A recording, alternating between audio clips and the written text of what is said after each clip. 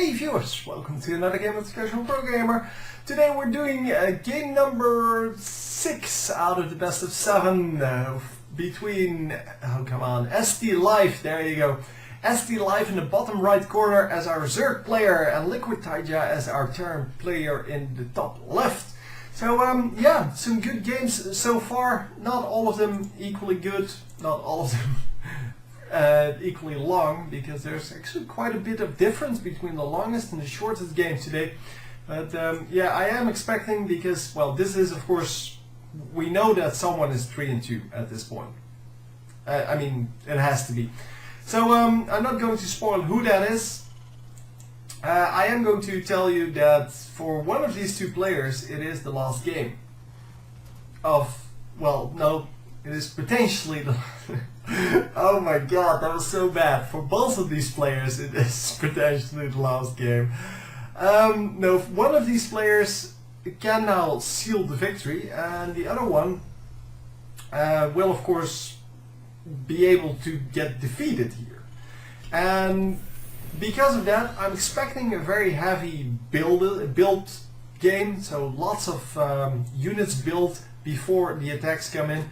Not like the earlier games. The earlier games in the series are always more aggressive, more like, oh, I have 2 Marines, I might as well go in now. No, I don't expect that now. I expect them to sit in base for quite a while, focus on expanding, focus on producing units, and just, well, kind of try not to lose in the early game. And, well, so far, yeah, that is exactly what they're doing. I mean, the drone scout goes out, and it is going out because he doesn't want to get cheesed in this game. So yeah, that's he wants to stay alive. That's basically the theme of this game, as the theme of any game where it might be the last of the series. Yeah, people don't want to get cheesed in that last game because it's kind of a crappy way to lose, and well, so far so good. He did scout that there was a barracks over here, that there was a supply depot, and we are going to see Reapers once again. He's done that every single game except for game number 1. Yeah, the hatchery's coming out, second base coming out, and that means that he's a little bit late on the spawning pool, but he is kind of upgrading his speed already, or no, getting the gas required to get the upgrade. So yeah, once this pops, you should be able to get that pretty quickly. There you go. Come on, get it. Come on. There you go. Finally has enough. Immediately switch that to mine minerals again, because, well, there's no reason for them to keep doing that. It's only there for the speed, and once the speed is done, and yeah, it's going to be a different story. But, well, the Reapers in the meantime are just going to, well, kind of run around in the base. It's not really a problem for them. I mean, it's not like they get taken out by Zerglings at any point. Sure, they may take some damage every now and then, but yeah, they're really way quicker, and they can't really be killed by that. They can get killed by the Queen pretty easily, and it is going to be killed by the Queen. Right? No! He got out. He got out. 4 HP. No problem. Easy. Easy. So yeah, the Queen does exactly that. It defends the base against those Reapers. And of course, the spawning pool being a little bit late makes it viable to go for Reapers, because he actually got 1 drone kill out of it. It's not a lot, but yeah, I guess it's worth it somewhat. He does have 2 though, and 2 is definitely not worth it. That's, oh, we can't visit that. This is not the spectator mode that we normally see. Unfortunately, we cannot look into the buildings here. We can, however, see what's being produced. So you can see that he's producing 2 Hellions and an SCV and a Banshee. Banshee is cool. So we have seen Banshees before in this series, and well, we apparently are going to see him again. little bit of an army going up. Yeah, he's not really going forward here. He just wants to check whether there is some enemy stuff on the map that he can snipe. But yeah, all of these units, all ground to ground units. So yeah, the overlords can just safely sit there. He does see this hatchery coming up, but as I said, not engaging because he doesn't want to lose his army. This is always in this last game. Last games are always, yeah, kind of boring. Lots of build-up time, and then once they reach a full army, they're still very, very cautious in their attacks. And well, finally he does get a decent army here. He knows that his opponent is kind of not doing army stuff because, well, that's what you do as a Zerg player. You tend to wait with your army as long as possible, because as long as you're not building army, you can build drones. As long as you're building drones, you can get more income, and more income means a bigger army later on. So yeah, the Terran player has to keep supplying his army with units because it's very slow to build, whereas Zerg can build his entire army in 30 seconds, or God knows how long. Yeah, probably 30 seconds. But yeah, that's exactly the way it works, and that is also what makes Zerg such a difficult race to play, because if you want to play perfectly, like these guys are trying, then you want to wait as long as possible, but if you wait too long, then you kind of get screwed. So the command center has been built in the front of the base. So a third command center here. He is upgrading that to orbital command. So not going into planetary fortress or something stupid like that. No, he's just going to sit there and use those mules for, well, what they're worth. And then once the time comes that he has a big enough army to actually protect that command center, or rather orbital command, then he can actually go for the expand and float it over to wherever he needs it. But for now, it's a decent defensive building. It has a lot of HP. There we go. He apparently thought that of things. He can now do it. Although, yeah, I really don't agree with that. But yeah, there's no offensive army, so it doesn't matter. He doesn't really have the army to defend it. But as I said, there's no offensive army here on the Zerg player. So yeah, he's probably not going to make that work. Oh, he did spot those. Oh, that watchtower actually made sure that he saw those Zerglings coming out. The Zerglings are going to snipe one SCV and then all die. That was some very lucky crap there. That was because of this this watchtower, of course. Very nicely done, I have to say. So yeah, the command center lands, and what the offensive army that was there, the few Zerglings that were out, actually got taken out. So yeah, I guess he could have expanded, no problem. Yeah, all of the creep tumors get taken out, and a little bit of offensive army once again here, and is going to just, yeah, be pushing back that Terran army. The Terran army, however, is over here. Oh, the base gets taken out actually. It didn't get cancelled, so that's 300 minerals lost. That is quite a big dent in his well, amount of resources there. Of course, it already sucks if you lose your base or if you have to cancel your base, but he actually lost his base, which means that he lost 275 more minerals than he should have. Because, well, if you cancel, you get 225 back, and then you get your drone back as well. Your drone's worth 50, of course. Look at that, just completely annihilating all of these small units, and wow, just Terran army all the way. But yeah, the Zerglings do get out. The Terran army is, however, doing very well. So I don't know how the resources lost are doing. Yeah, it seems that there's a 1 and 2 there. Yeah, that is not good.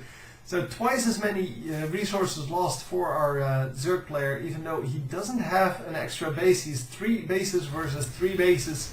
That is not a good position to be in as a Zerg player. Zerg player wants to be 1 base up, And yeah, this is going to be relatively painful. Because, well, he only has a few of these Zerglings. It's like a Jaedong match, man. Jaedong always goes for only Zerglings and Banelings, even against other unit. No, sorry, Zerglings and Banelings, and then Mutalisks for the air support. But yeah, it doesn't work against Marines, because Marines are so strong against all of those units, except for the Banelings. But yeah, if there aren't enough Banelings, or if there isn't enough support or just enough army, then you kind of get creamed. And yeah, this is what has been happening the entire series. The drops, most of the time they haven't been very successful, but in this case, yeah, the army comes in. This time the 225 is back. The drone gets taken out though, but at least he gets 225 back. And it still sucks because, well, you don't want to lose your base to a random attack like that. You can't even get anything back for that. I mean, you would normally expect to be able to get something back for it. And he gets a few Marines, I guess, but most of those are still just trades. So a few Marines for a few Zerglings. And here's the big Terran army. If he can land a few of those Banelings on there, no, but the Banelings are going to run away. They are going to try to get those SCVs, but yeah, they're not going to do anything. Oh, that was so painful. Oh.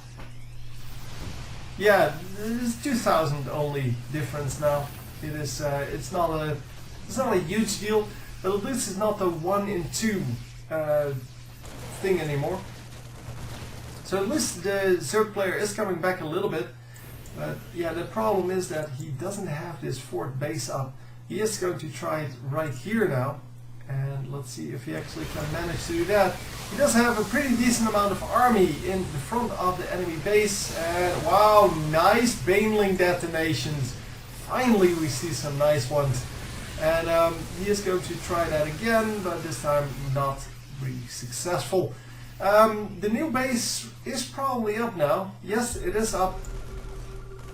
We are going to at least get a little bit of that, of those minerals back.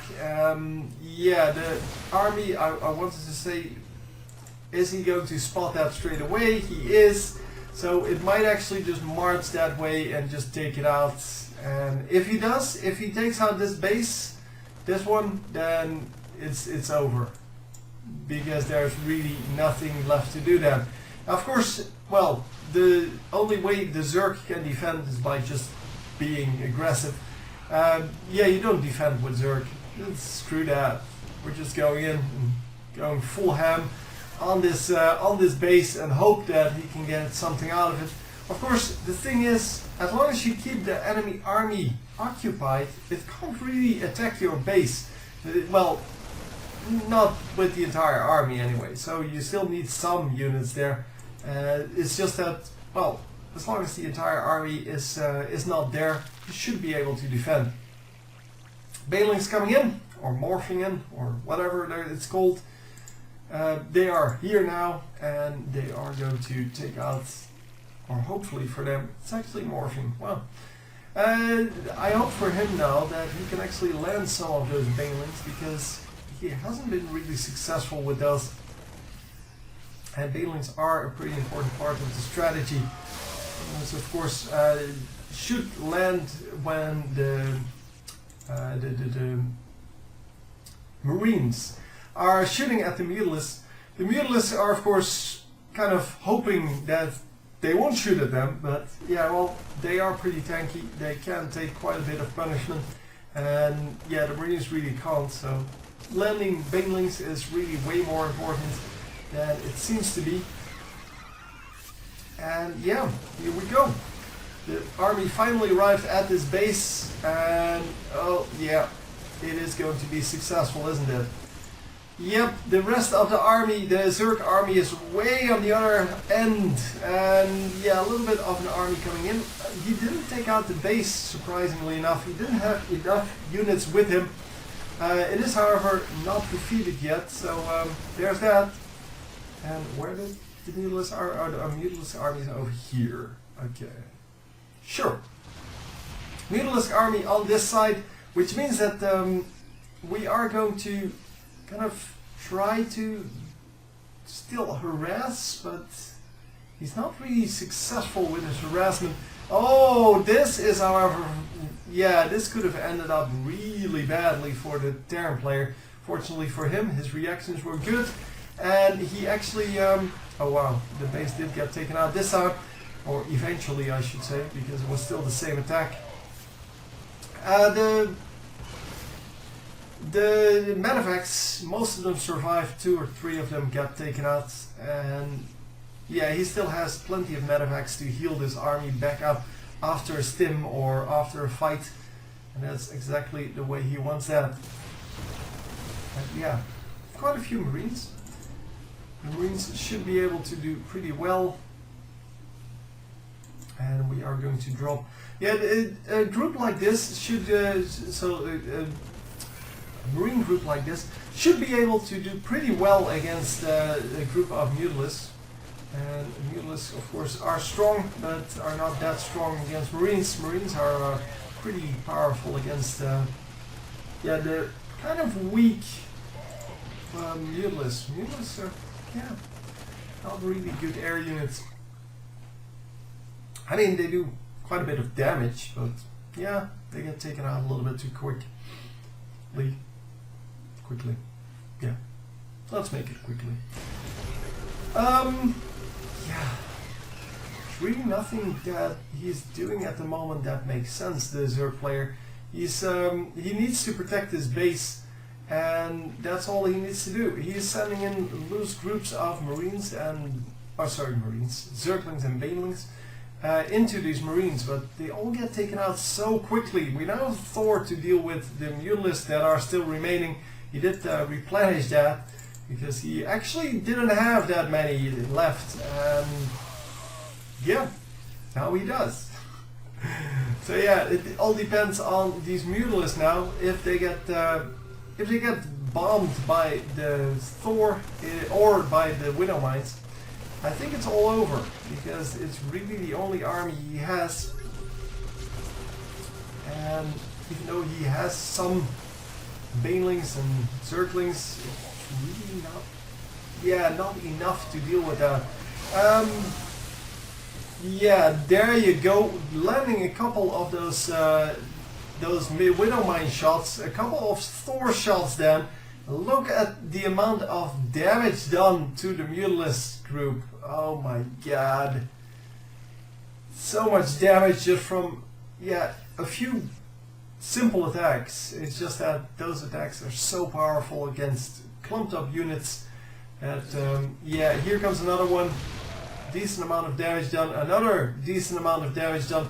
The Widow Mine's really strong against this. And yeah, he's just losing his entire Mutalisk group here to random shots of Widow Mines, as well as the few shots of the Thor. But yeah, even though the Thor is pretty efficient against this, it is not the best. Yeah, losing like 4 Banelings to 1 Widow Mine is also not the best.